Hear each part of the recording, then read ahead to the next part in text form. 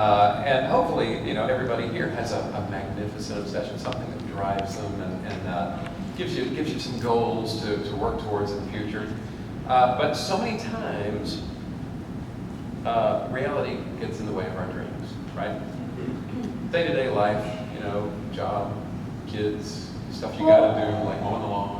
Yeah, and there are times, I'm sure each and every one of you, everyone in this room has said, I'd do that if I just won the lottery.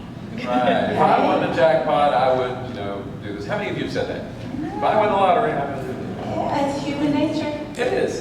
And, but unfortunately, and don't kill the messenger, we all know this. We all in this room have a better chance of getting struck by a bolt of what? Lightning. Lightning. Exactly. You warmed them up well. That's just the odds. Getting struck by a bolt of lightning. Well, our lightning happened on Friday, August 4th, 2000. A doctor sat us down in his little doctor office, and he explained that I had cancer and I had 6 months to live. So what does that have to do with time machines and Back to the Future? Well, it certainly did us like bolt of lightning. It did? But let me ask you this question. What if a doctor told you you had 6 months to live? What would you do? It's good to think about it.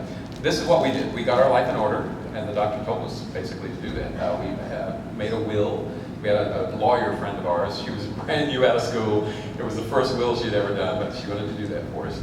And we went to visit our friends and family to let them know what was happening. Basically say goodbye to a lot of people we hadn't seen in a while. There was one more thing. Now some of you probably received this in the mail at home. It's an envelope that has a little window. You open it up and it says, "You have been approved for a credit card." Da-da-da-da. Da-da-da. So we bought a DeLorean. That's a 1982. She's a beautiful car, prettier and nicer than they advertised. And we maxed out that credit card. I figured I'm going to die. What are they going to do, right? Don't take financial advice from me, kids. But isn't it pretty? There's another view. It's all about the base. Backside is very special. So anyway, we had a car and a limited time schedule. So we decided to build a time machine out of it, right? Why not do it with some style? The best reference, people say, how did you know how to build it? Well, we used the movie, the VHS copy of the movie. That was a lot of fun. If you, some of you may not even know what a VHS tape is, but it's a box that you put into a machine.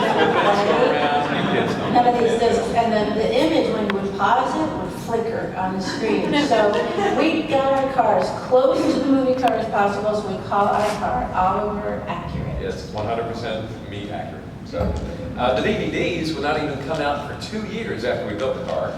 And boy, was that fun, looking at all the details that I've missed. So we kind of changed things and tweaked things over time.